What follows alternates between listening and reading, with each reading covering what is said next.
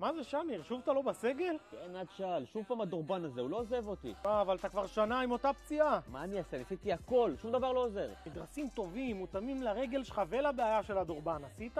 לא, למה זה יעזור? אתה יודע שבפסנד אורתופדיה יש להם מעל 90% הצלחה בטיפול בפציעות דורבן, דרך המדרסים המיוחדים שלהם. לא מאמין לך, אתה אומר שאם אני מקשיב לך, הסטטיסטיקה פה לטובתי, יאללה, קחתי אליהם. תשמע, יש לי כבר מעל לשנה דורבן, אמרו לי שאתם המקום היחידי שיכול להציל את הקריירה. נכון, דורבן זה פציעה מאוד קשה, יש לנו שנים של ניסיון של עבודה עם פציעות דורבן עם מאות שחקנים, בואו נתחיל לעזור להם. יש לנו בכף רגל רצועה שמגיעה לכל האצבעות. בדשא הסינתטי נוצרים המון קרעים ברצועה הזאת ומשם כאבים.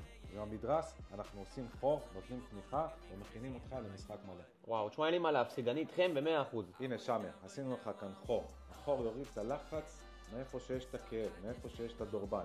שמנו כאן תמיכה, בולם זעזועים, ועם זה אתה תרגיש 10. וואו, נראה לי המדרסים האלה באמת יעזרו לי עם הדורבן. וואו, תשמע, זה ממש נוח, ממש הוריד לי את כל הלחץ מהעקב. יופי, מצוין, מה שבדיוק רצינו, אתה מתאמן עם זה עוד שבוע אתה מגיע לביקורת, בודקים לך את המדרס וממשיכים הלאה.